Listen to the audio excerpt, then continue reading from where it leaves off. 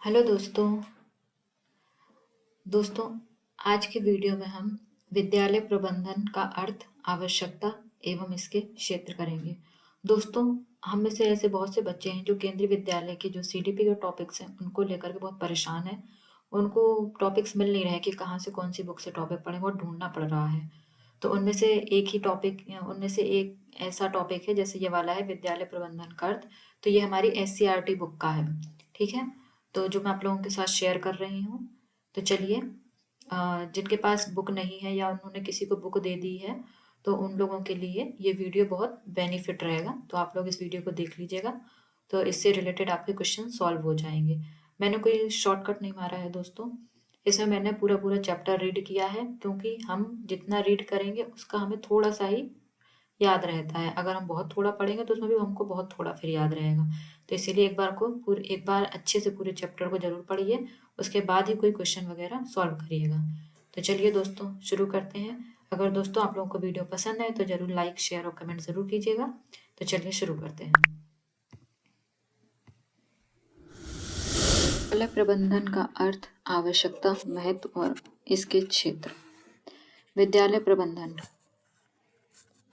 शिक्षा प्रणाली की विद्यालय मूल इकाई होती है और विद्यालय प्रबंधन के मूल इकाई कक्षा होती है। शिक्षा प्रणाली की विद्यालय जो है वो मूल इकाई होती है और विद्यालय जो है प्रबंधन की मूल इकाई होती है। विद्यालय प्रबंधन की मूल इकाई क्या होती है? शिक्षा होती है। कक्षा में देश के भाग्य का निर्माण होता है। शिक्षा द्वारा भारतीय संस्कृति की सुरक्षा के अतिरिक्त भविष्य के विकास का प्रयास किया जाता है। शिक्षा सदैव भविष्य के लिए दी जाती है। जीवन की तैयारी शिक्षा द्वारा की जाती है, जिससे छात्र समाज में अपनी योग्यता के अनुरूप स्थान प्राप्त कर सकें। कोठारी शिक्षा आयोग 1964 से 1966 में इस प्रकार की संस्तुतियां दी गईं। भारत एक प्रजातंत्र देश है। इसमें शिक्षा का प्रबंधन इस प्रकार किया जाए जिससे प्रजातांत्रिक मूल्यों तथा गुणों का विकास किया जा सके। विद्यालय की सफलता का आकलन भी इसी आधार पर किया जाता है कि कक्षा तक मानवीय मूल्यों के विकास में विद्यालयों ने योगदान किया है। विद्यालय प्रबंधन की परिभाषाएं हैं।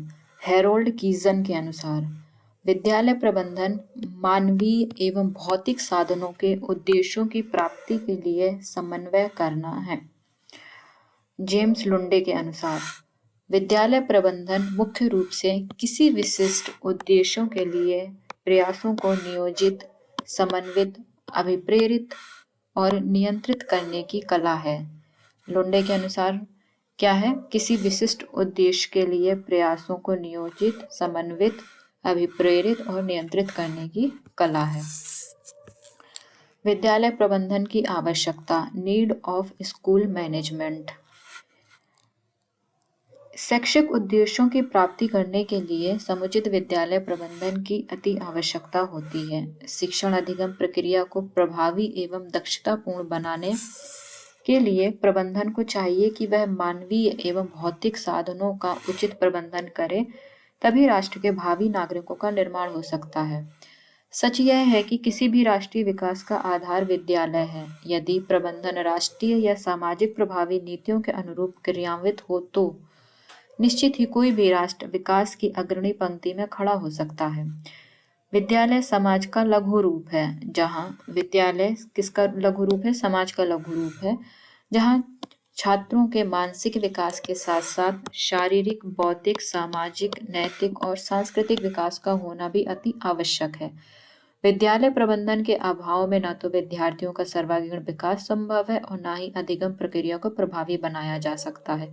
अर्थात हम कह सकते हैं कि समुचित प्रबंधन ही अधिगम प्रक्रिया को प्रभावी बनाने के लिए अति आवश्यक होता है। विद्यालय प्रबंधन का महत्व, इम्पोर्टेंस ऑफ स्कूल मैनेजमेंट। वर्तमान समय में विद्यालय प्रबंधन की समस्या अधिक व्यापक एवं जटिल हो गई है, क्योंकि आज विद्यार्थियों की संख्या में निरंतर वृद्धि हो रही है। इसलिए विद्यालय के कार्य क्षेत्र का विस्तार हो रहा है। नई नई विधियों, प्रविधियों तथा मनोवैज्ञानिक सिद्धांतों को पाठ्यक्रम तथा पाठ्य सामग्री में स्थान दिया जा रहा है। माध्यमिक शिक्षा के उद्देश्यों की प्राप्ति के लिए आधुनिक मनोवैज्ञानिक अनुसंधानों, बुद्धि तथा योग्यता परीक्षाओं का विद्यालयों में प्रयोग बढ़ रहा है। जिससे विद्यालय की समाज तथा राष्ट्र के प्रति उत्तरदायित्व में निरंतर वृद्धि हो रही है। इसीलिए विद्यालय प्रबंधन का महत्व बढ़ता जा रहा है। विद्यालय प्रबंधन का मुख्य उद्देश्य शिक्षण अधिगम प्रक्रिया को सरल, रुचिकर तथा प्रभावी एवं दक्षतापूर्ण बनाना है, जिससे छात्रों का अधिगम स्तर उच्च बनाया जा सके। विद्यालय प्रबंधन का मुख्य उद्देश्य उपलब्ध भौतिक तथा मानवीय साधनों का उचित प्रबंधन करना होता है, जिससे राष्ट्र के भावी नागरिकों का निर्माण हो सके। आज ज्ञान और विज्ञान की निरंतर वृद्धि ने विद्यालयों के स्वरूप और सामाजिक अपेक्षाओं को बहुत बढ़ा दिया है। छात्र संख्या में अभिवृद्धि, ज्ञान के हस्तांतरण की तकनीकों के विस्तार ने विद्यालय प्रबंधन के महत्व को और बढ़ा दिया है। आज विद्यालय एकल शिक्षक विद्यालय न रहकर विशेषज्ञ शिक्षकों के केंद्र बन गए हैं। आज विद्यालय एकल शिक्षक विद्यालय न रहकर विशेषज्ञ शिक्षकों के केंद्र बन गए हैं, जो किसी विशेष प्रबंधक आचार्य के अधीन कार्य करते हैं। वस्तुतः आज विद्यालय एक संगठन है जो समाज के शैक्षिक सांस्कृतिक लक्ष्यों के अनुरूप भावी पीढ़ी के भविष्य की चुनौतियों के मुकाबले के लिए तैयार करता है। अतः मनोवैज्ञानिक परीक्षणों से सिद्ध हो चुका है कि शैक्षिक प्रक्रिया को प्रभावी तभी बनाया जा सकता है जब हम विद्यालय प्रबंधन के महत्व को ध्यान में रखें। एक प्रभावशाली विद्यालय प्रबंधन की विशेषताएं क्या क्या होती हैं? Characteristics of successful school management. विद्यालय प्रबंधन की इन विशेषताओं का विस्तृत विवरण यह है। पहला है, विद्यालय प्रबंधन में लचीलापन होना चाहिए, यानी कि फ्लेक्सिबिलिटी होनी चाहिए। विद्यालय प्रबंधन मानवीय व्यवस्था का एक प्रारूप है। लचीलापन एक महत्वपूर्ण गुण है। यह प्रबंधन की गतिशीलता पर निर्भर होता है। उसे विद्यालय के प्राचार्य, शिक्षकों तथा कर्मचारियों को कार्य करने की अधिक स्वतंत्रता देनी चाहिए। प्रबंधन के नियम तथा परिनियमावली एक साधन होना चाहिए, वही सब कुछ नहीं होना चाहिए। प्रबंधन के नियम तथा परिनियमावली एक साधन होना चाहिए, वही सब कुछ नहीं होना चाहिए। वही कौन? यानी कि प्रधानाचार्य, ये सब कुछ नहीं होना चाहिए। ठीक है। एक उत्तम प्रशासन में भी लचीलापन होना चाहिए, जिससे सभी कार्यकर्ताओं को अपने ढंग से काम करने का अवसर मिल सके और समस्याओं का समाधान करके विकास भी कर सकें। उदाहरण के लिए मौसम परिवर्तन के साथ समय सारणी में परिवर्तन किया जाए। मौसम अध्ययन के अनुकूल न होने पर अवकाश भी रखा जा सके। लचीलेपन का यही अर्थ नहीं है कि प्रशासन का कोई मानक नहीं हो। लचीलेपन का यही अर्थ नहीं है कि प्रशासन का कोई मानक नहीं हो। विद्यालय प्रबंधन का अपना स्तर हो, उसकी अपनी नियमावली हो, जिससे उसका संचालन किया जाता है। लचीलेपन तथा मानकों में एक संतुलन होना चाहिए। विद्यालय प्रबंधन की व्यवहारिकता, प्रैक्टिबिलिटी। विद्यालय प्रबंधन के नियम सैद्धांतिक न होकर व्यवहारिक होने चाहिए, तभी उनकी उपयोगिता होती है। विद्यालय प्रबंधन की व्यवहारिकता ऐसी होनी चाहिए जिससे अपेक्षित उद्देश्यों की प्राप्ति की जा सके। शिक्षा तथा विद्यालय प्रबंधन के जो भी उद्देश्य हों, उन्हें प्राप्त कर लेना चाहिए। विद्यालय प्रबंधन का प्रारूप समाज, राष्ट्र, राजनीति तथा दर्शन के अनुरूप होना चाहिए। विद्यालय प्रबंधन सामाजिक, राजनीतिक, दार्शनिक नीतियों के अनुरूप होना चाहिए। शिक्षा एक नए समाज की स्थापना करती है, जिसकी एक समाज अपेक्षा करता है। शिक्षा जो है एक नए समाज की स्थापना करती है, जिसकी एक समाज अपेक्षा करता है। यह लक्ष्य विद्यालय शिक्षा द्वारा ही प्राप्त किया जा सकता है। इसके प्रबंधन में नए आदर्शों, परिवर्तनों का समायोजन करना चाहिए। सैद्धांतिक तथा व्यवहारिक पक्षों में एकरूपता होनी चाहिए। सैद्धांतिक तथा व्यवहारिक पक्षों में एकरूपता होनी चाहिए, तभी विद्यालय प्रबंधन सफल एवं प्रभावशाली हो सकता है। विद्यालय प्रबंधन की सक्षमता, एफिशिएंसी। विद्यालय प्रबंधन की सक्षमता में प्रभावशीलता के साथ साथ व्यवहारिकता अधिक होती है। प्रभावशीलता के साथ साथ व्यवहारिकता अधिक होती है। विद्यालय प्रबंधन का प्रारूप समय, शक्ति एवं धन की दृष्टि से मितव्ययी होना चाहिए, यानी कि कम खर्चीला होना चाहिए। समय, शक्ति और धन की दृष्टि से अतिरिक्त साधनों की आवश्यकता कम से कम होनी चाहिए। व्यक्तियों की योग्यता एवं क्षमताओं का उपयोग उनके अनुकूल कार्यों तथा उत्तरदायियों को सौंपकर किया जाए, उसका संपादन भली प्रकार किया जा सकता है। अपेक्षित उद्देश्यों की सफल प्राप्ति, अचीवमेंट ऑफ डिजायर्ड। विद्यालय प्रबंधन की सफलता के आकलन का मानदंड होता है अपेक्षित उद्देश्यों की सफलता प्राप्ति की जाए। विद्यालय की शिक्षा के द्वारा बालकों के मानसिक, सामाजिक, सांस्कृतिक, नैतिक, बौद्धिक, शारीरिक गुणों का विकास किया जाता है। छात्रों के विकास का क्षेत्र अधिक व्यापक है, इसीलिए कक्षा का शिक्षण अधिगम से इन सभी गुणों का विकास नहीं किया जा सकता। इसके लिए विद्यालय में पाठ्य सहगामी क्रियाओं का प्रबंधन किया जाना चाहिए। विद्यालय प्रबंधन द्वारा शिक्षा की प्रक्रिया का संचालन करना होता है, जिनका आकलन छात्रों के विकास तथा उपलब्धियों तथा व्यवहार परिवर्तन से किया जाता है। विद्यालय प्रबंधन द्वारा शिक्षा की प्रक्रिया का संचालन करना होता है, जिसका आकलन जो है छात्रों के विकास, उपलब्धियों तथा व्यवहार परिवर्तन से किया जाता है, जिससे शिक्षण अधिगम का योगदान मानते हैं। विद्यालय प्रबंधन शिक्षा प्रक्रिया का मूल आधार तथा कार्य क्षेत्र है, जहाँ शिक्षण अधिगम तथा शिक्षा प्रक्रिया का संपादन किया जाता है। विद्यालय प्रबंधन शिक्षा प्रक्रिया का मूल आधार तथा कार्य क्षेत्र है, जहाँ शिक्षण अधिगम का शिक्षण प्रक्रिया का संपादन किया जाता है। विद्यालय प्रबंधन के उद्देश्य, ऑब्जेक्टिव्स ऑफ स्कूल मैनेजमेंट।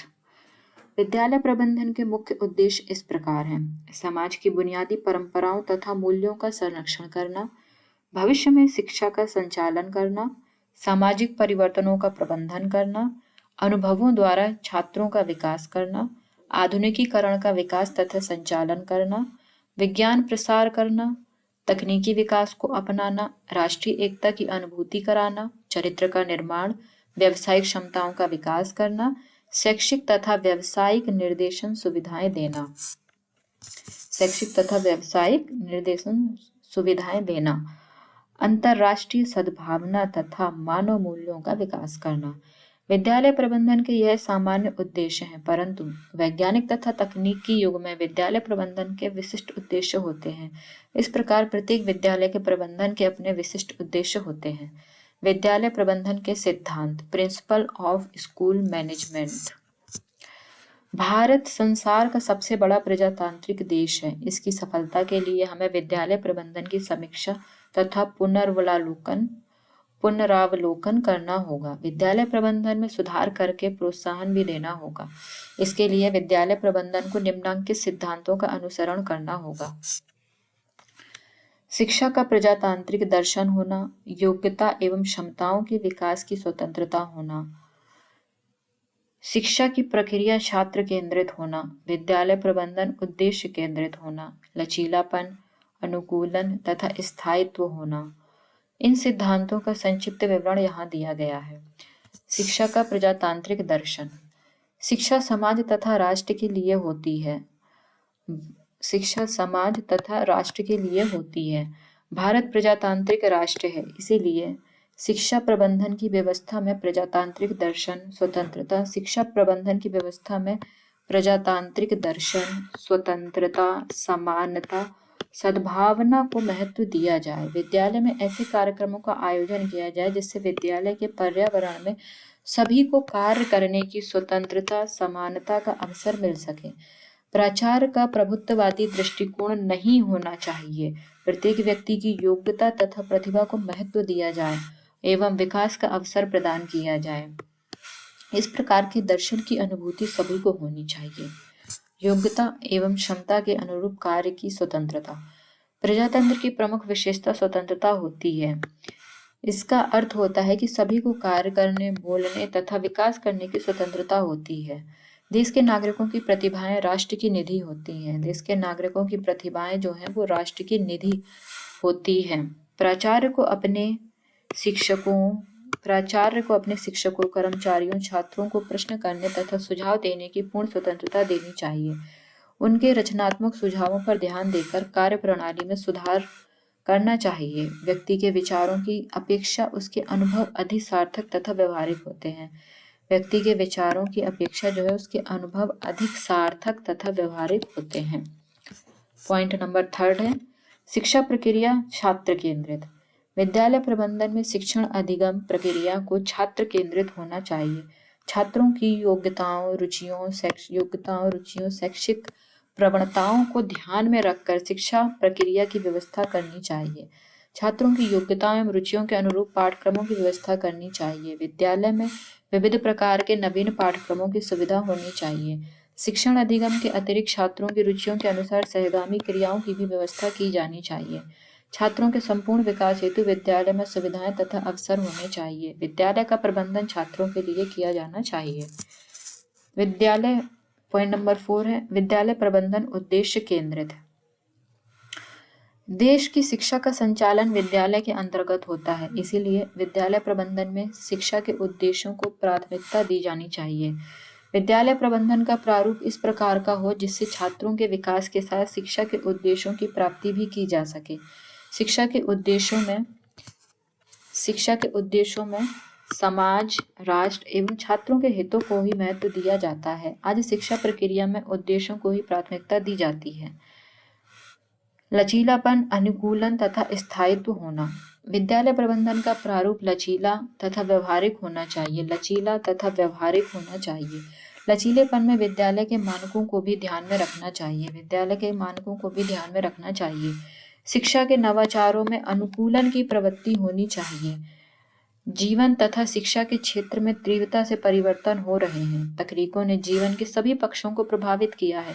जैसे कंप्यूटर शिक्षा एक आवश्यक हो गई है, इसीलिए विद्यालय प्रबंधन में तकनीकी शिक्षा की सुविधाओं का आयोजन किया जाए। विद्यालय प्रबंधन के प्रारूप में स्थायित्व होना चाहिए जिससे संचालन में सुविधा रहती है। स्थायित्व न रहने पर संचालन में तथा व्यवहारिकता में कठिनाई आती है तथा सभी को असुविधा का अनुभव होता है। विद्यालय प्रबंधन का क्षेत्र, स्कोप ऑफ स्कूल मैनेजमेंट। विद्यालय प्रबंधन के क्षेत्र का अर्थ है शिक्षा प्रबंधन का विस्तार तथा कार्य क्षेत्र जहाँ पर शिक्षण अधिगम का संपादन किया जाता है। आधुनिक समय में शिक्षा प्रबंधन के कार्य क्षेत्र का विस्तार अधिक व्यापक हो गया है। शिक्षा के लक्ष्यों तथा उद्देश्यों को प्राप्त करने वाली प्रत्येक क्रिया शिक्षा प्रबंधन का अंग होता है। शिक्षा के लक्ष्यों तथा उद्देश्यों को प्राप्त करने वाली प्रत्येक क्रिया जो है शिक्षा प्रबंधन का अंग होता है। इस प्रकार की प्रत्येक क्रिया का संचालन विद्यालय, महाविद्यालय तथा विश्वविद्यालय के अंतर्गत किया जाता है। शिक्षा की गुणवत्ता के लिए उपकरणों, पुस्तकों, मानव शक्ति तथा आर्थिक स्रोतों की आवश्यकता होती है। उच्च सांस्कृतिक तथा शैक्षिक आवश्यकताओं की पूर्ति करना शिक्षा प्रबंधन का उत्तरदायित्व है। इन बातों को ध्यान में रखकर शिक्षा प्रबंधक के क्षेत्र तथा विस्तार का विवेचन किया जाना चाहिए। विद्यालय प्रबंधन के क्षेत्र का अध्ययन 4 घटकों में किया जा सकता है। ये घटक इस प्रकार हैं।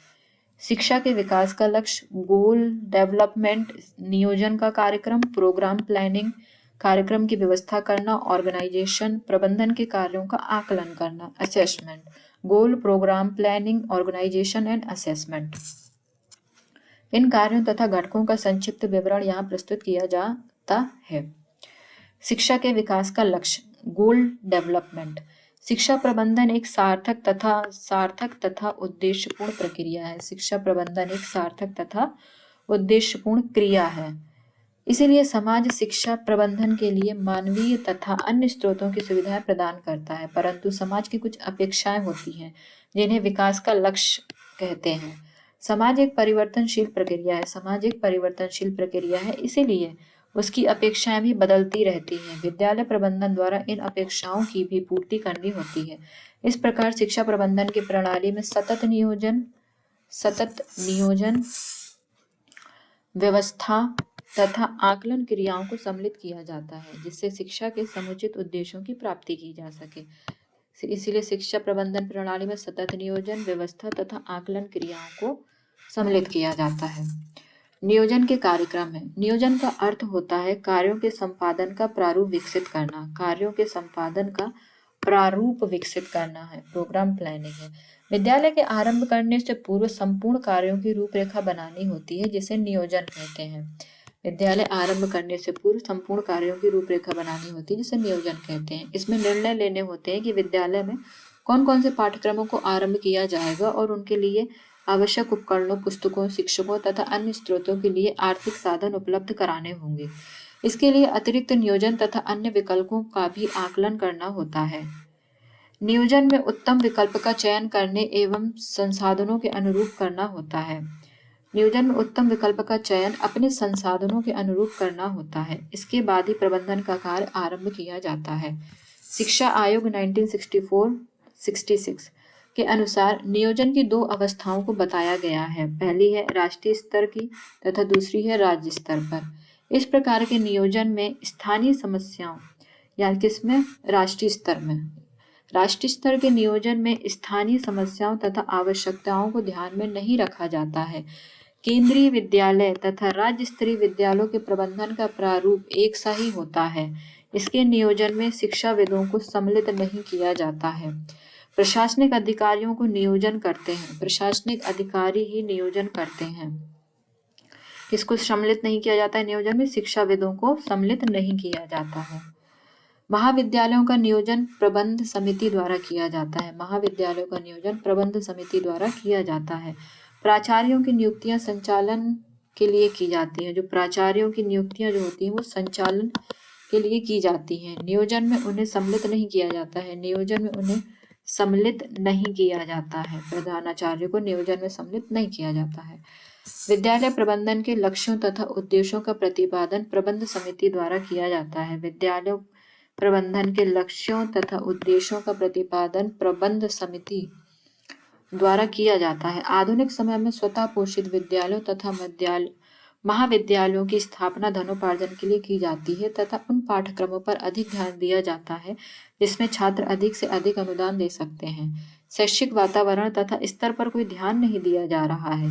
आज समाज का ही शोषण शिक्षा प्रबंधन के माध्यम से कर रहा है, जबकि शिक्षा प्रबंधन समाज के उत्थान तथा विकास के लिए जाता रहा है। जबकि शिक्षा प्रबंधन के उत्थान तथा विकास के लिए किया जाता रहा है, समाज के उत्थान तथा विकास के लिए। लेकिन आज क्या हो गया है, आज समाज का ही शोषण शिक्षा प्रबंधन के माध्यम से हो रहा है। कार्यक्रमों की व्यवस्था करना, ऑर्गेनाइजेशन। शिक्षा व्यवस्था एक मुख्य समस्या नहीं है। शिक्षा तंत्र का संचालन तथा नियंत्रण करना एक अहम समस्या है। शिक्षा तंत्र का संचालन तथा नियंत्रण करना एक अहम समस्या है, इसीलिए कि इस पर राजनीतिक दबाव तथा प्रशासनिक हस्तक्षेप अधिक होने लगा है। इसीलिए शिक्षा व्यवस्था अपंग होती जा रही है। जिन्हें शिक्षा के क्षेत्र का कोई अनुभव नहीं है, ऐसे ही व्यक्तियों का हस्तक्षेप अधिक हो गया है।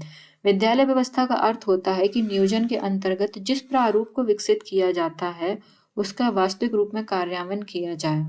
विद्यालय व्यवस्था का अर्थ होता है कि नियोजन के अंतर्गत जिस प्रारूप को विकसित किया जाता है उसका वास्तविक रूप से कार्यान्वयन किया जाए, परंतु व्यवस्था स्तर पर उसका प्रारूप बिल्कुल ही बदल जाता है। इसीलिए विद्यालय व्यवस्था में परिवर्तन आवश्यक है, क्योंकि उसे समाज के अनुरूप बदलना चाहिए। विद्यालय व्यवस्था में परिवर्तन आवश्यक है क्योंकि उसे समाज के अनुरूप बदलना चाहिए। शिक्षा में व्यवस्था भविष्य की आवश्यकताओं को ध्यान में रखकर की जानी चाहिए। भविष्य की आवश्यकताओं को ध्यान में रखकर की जानी चाहिए। आधुनिक तकनीकी अधिगम को भी ध्यान में रखना चाहिए। आधुनिक तकनीकी अधिनियम को भी ध्यान में रखना चाहिए। कार्यों के संपादन में समन्वय भी हो। विद्यालय कार्यों के संपादन में समन्वय भी हो। विद्यालय व्यवस्था को एक इकाई के रूप में क्रियाशील होना चाहिए।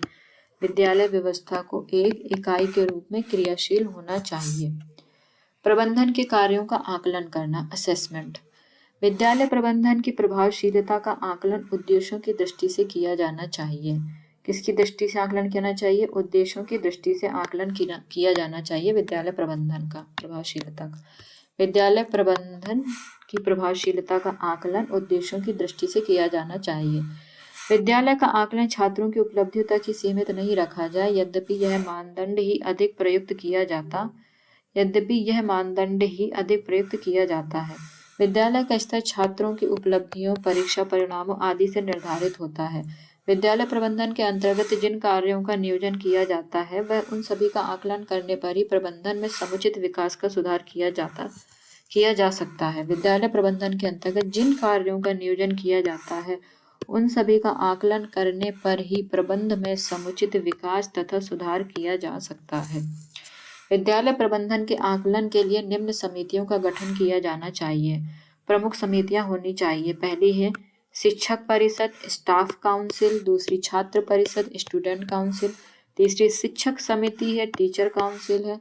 चौथी विशिष्ट समितियां हैं, स्पेशल कमेटी है। सामाजिक सेवा समितियां हैं, सोशल सर्विस कमिटीज। व्यवहारिक मानदंड है, प्रैक्टिकल क्राइटेरिया। कुल 6 समितियां हैं। और कितनी है समितियों की संख्या? टोटल 6 समितियां हैं विद्यालय प्रबंधन की। इन परिषदों तथा समितियों का गठन विजातियों के सदस्यों को सम्मिलित करके किया जाए। समितियों का गठन विजातियों के सदस्यों को सम्मिलित करके किया जाए। उन्हें आकलन की पूर्ण स्वतंत्रता होनी चाहिए। इन पर प्रबंध समिति तथा अन्य के द्वारा दबाव न डाला जाए। इन समितियों को निरंतर क्रियाशील रहना चाहिए जिससे आकलन क्रिया निरंतर चलती रहे। समितियों को निरंतर क्रियाशील रहना चाहिए जिससे आकलन क्रिया निरंतर चलती रहे। विद्यालय प्रबंधन क्षेत्र के कार्य। विद्यालय प्रबंध का क्षेत्र बहुत विस्तृत है और उसके प्रबंध के अंतर्गत वे सभी परियोजनाएं, शैक्षिक परियोजनाएं आती हैं जो प्रजातंत्र की आवश्यकता की पूर्ति करती हैं। प्रजातंत्र की आवश्यकता की पूर्ति करती हैं।